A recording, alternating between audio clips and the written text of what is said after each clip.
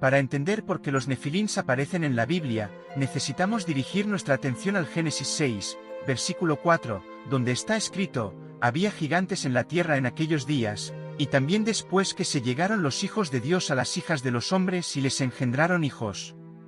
Esta breve mención ha alimentado innumerables discusiones y teorías a lo largo de los siglos. ¿Quiénes eran los nefilins? ¿Eran ángeles caídos, seres celestiales o simplemente hombres de gran estatura y poder? Es importante notar que en Génesis 6, hay una referencia a la descendencia resultante de la relación entre los hijos de Dios y las hijas de los hombres. También se menciona que había gigantes en la tierra antes del diluvio.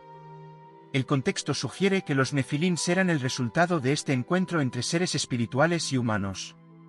Para una comprensión más precisa, podemos interpretar a los hijos de Dios como demonios, ángeles en rebelión contra Dios o incluso hombres poseídos por demonios.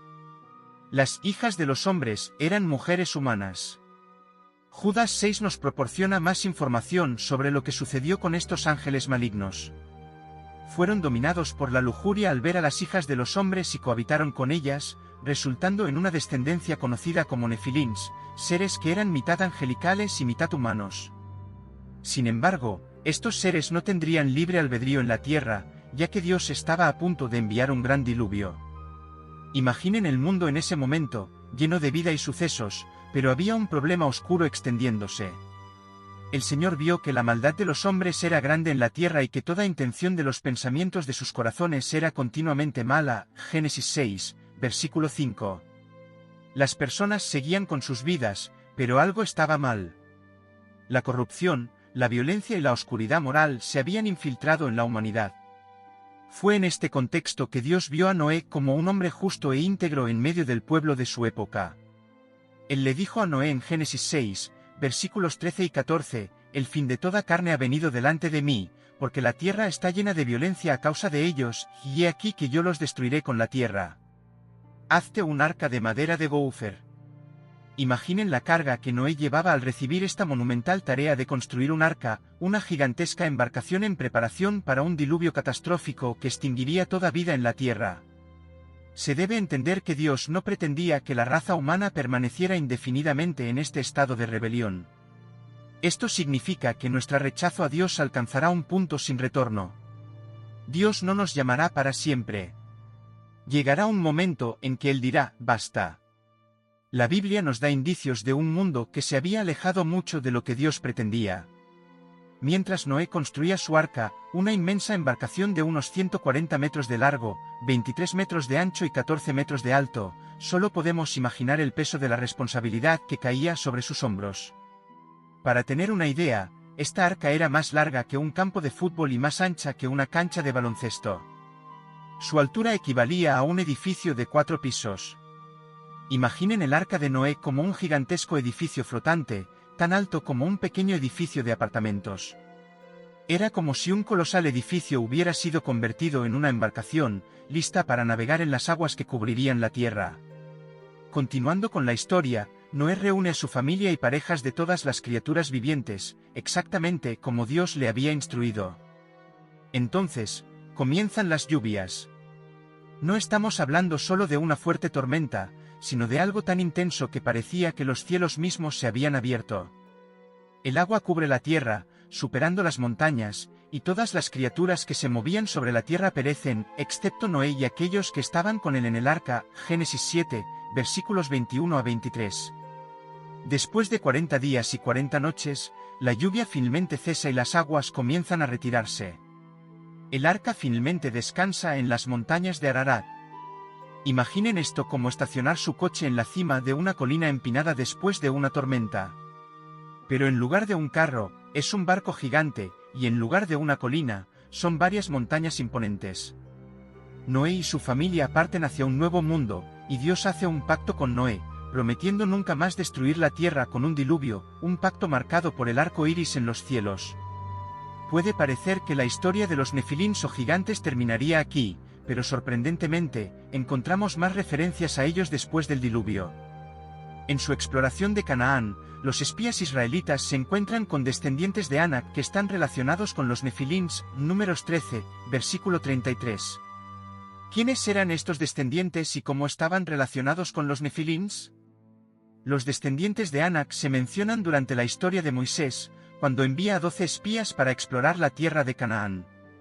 Los espías regresan con un informe sorprendente, afirmando: vimos allí a los gigantes, hijos de Anak, descendientes de los gigantes, y éramos nosotros, ante ellos, como langostas, y así también éramos nosotros ante nuestros ojos. Números 13, versículo 33.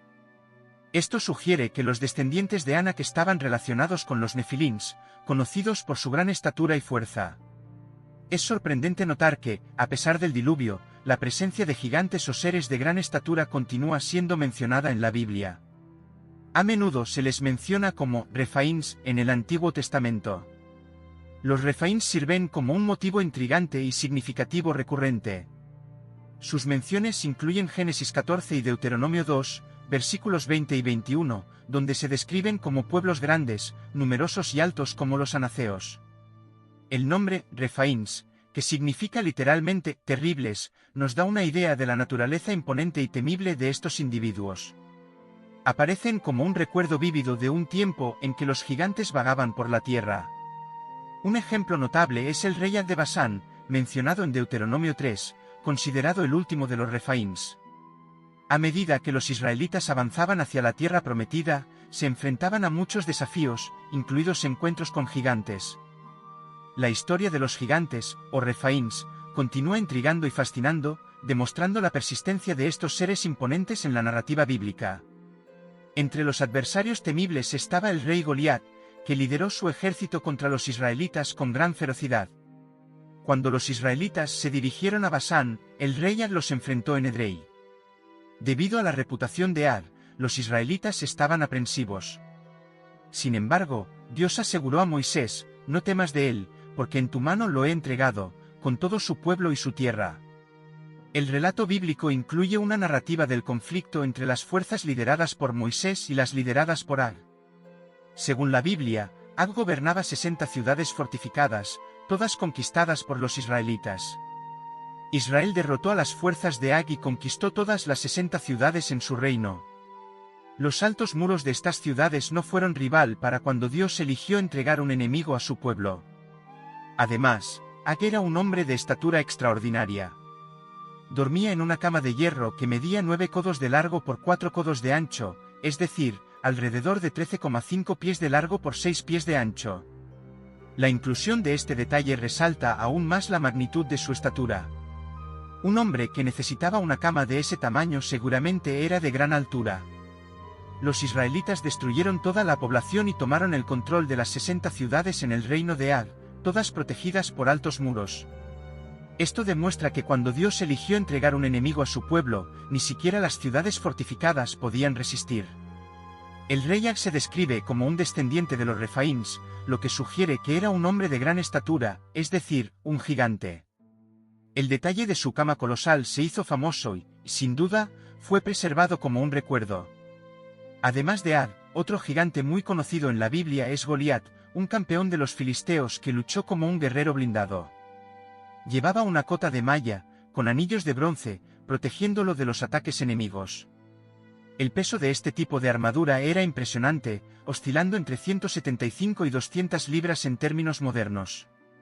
Goliat también llevaba un casco, grebas de bronce y portaba una lanza de bronce entre los hombros.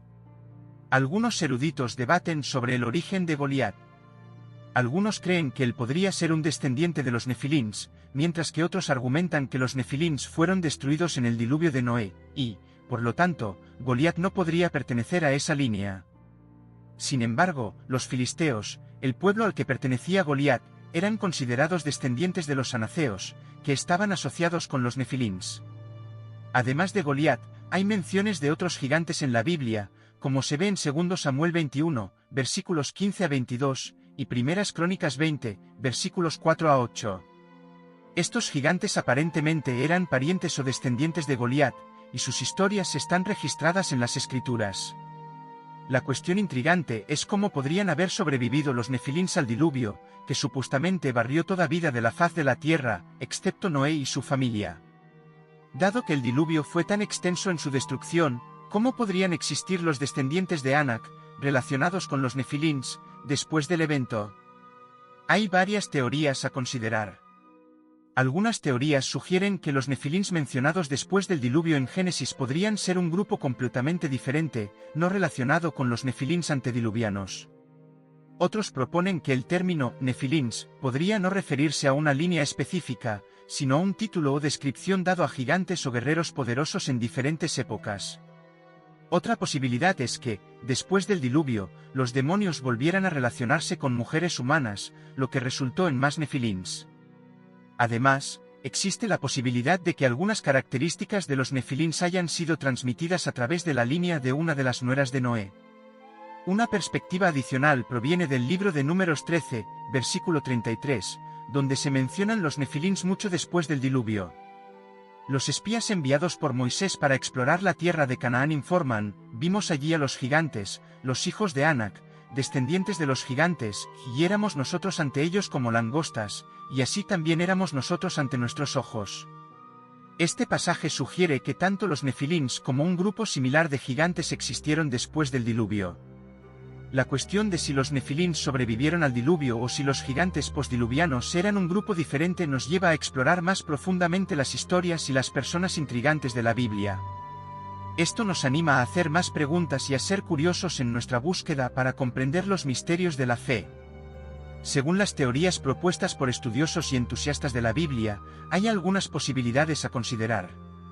Algunos sugieren que el término nefilins podría haber sido usado para describir a cualquier guerrero grande y poderoso, lo que significaría que los descendientes de Anak no necesariamente serían descendientes directos de los nefilins antediluvianos, sino simplemente similares en estatura y fuerza.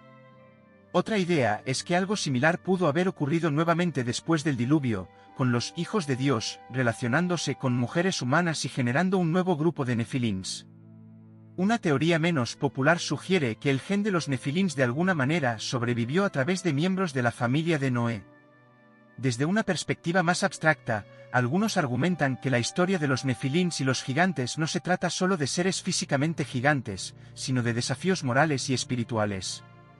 Los gigantes representan los obstáculos significativos que los israelitas tuvieron que superar en su viaje de fe. Así, tenemos a Noé y su familia como los únicos sobrevivientes humanos del diluvio, mientras que siglos después, encontramos menciones de los nefilins o gigantes. Cómo encajan todas estas piezas es un misterio intrigante que sigue fascinando e inspirando preguntas. La búsqueda de respuestas a estos enigmas nos lleva a una comprensión más profunda de las Escrituras y de nuestra propia fe. La pregunta sobre por qué Dios envió el diluvio, sabiendo que el pecado aún estaría presente después, es intrigante.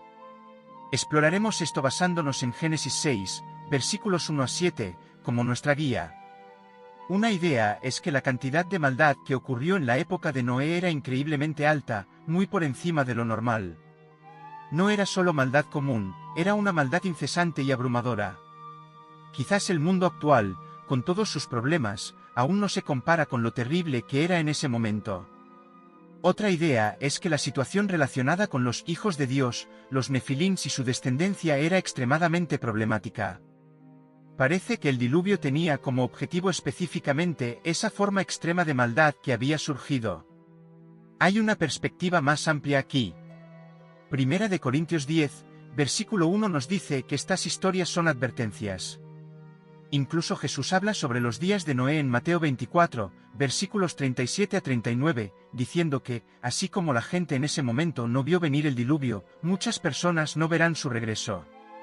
Por lo tanto, el diluvio fue un gran botón de reinicio para un mundo ahogado en pecado, pero también una señal de advertencia para las generaciones futuras. Es como si Dios estuviera diciendo: miren lo que sucedió en aquel entonces, no repitan los mismos errores. Dios sabía que el diluvio no resolvería el problema del pecado para siempre, y ahí es donde entra Jesús. El diluvio fue parte de un plan más grande que eventualmente llevaría a la venida de Jesús para tratar con el pecado de una vez por todas. Colosenses 2, versículo 15 habla sobre cómo Jesús derrotó a los poderes del mal. En última instancia, el plan de Dios es mucho más grande que solo el diluvio. Él mira hacia un futuro donde no habrá más pecado, dolor, un nuevo cielo y una nueva tierra, como Apocalipsis 21, versículo 1 dice. El diluvio fue solo un paso en ese plan, un reinicio difícil en un momento de maldad inimaginable, pero también una señal que nos señala la necesidad de un Salvador y la promesa de un mundo mejor por venir. La historia de los Nefilins, la guerra espiritual y el gran diluvio van más allá de las historias antiguas. Ofrecen valiosas lecciones en la guerra espiritual que son relevantes para nosotros hoy. Así como los Nefilins fueron parte de los problemas físicos y espirituales de esa época, enfrentamos desafíos que no son solo físicos, sino también espirituales. La unión de los hijos de Dios y las hijas de los humanos resultó en caos, mostrando cómo alejarse del camino de Dios puede tener serias consecuencias.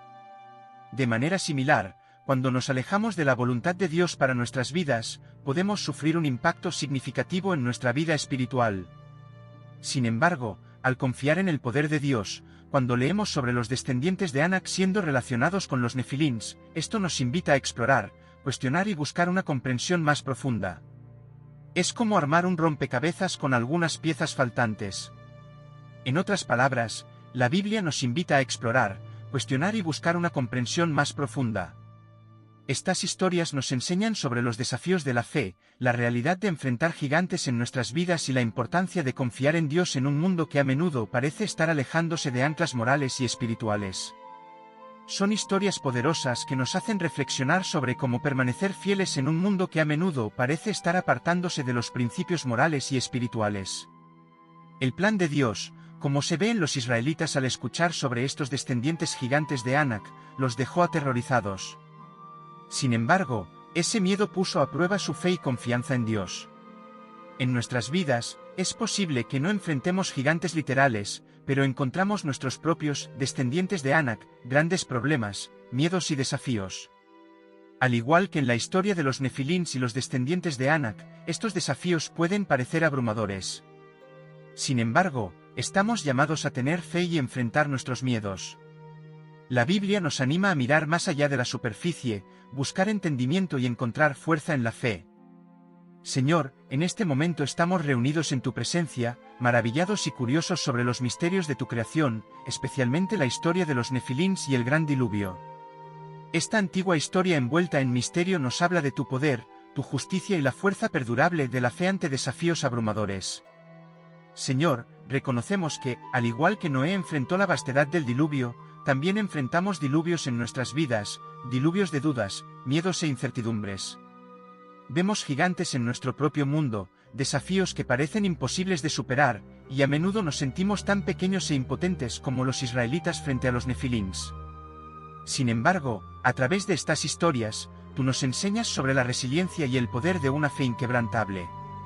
Pedimos fuerza para enfrentar nuestros gigantes, no con miedo, sino con la valentía y convicción que vienen del conocimiento de que tú estás con nosotros.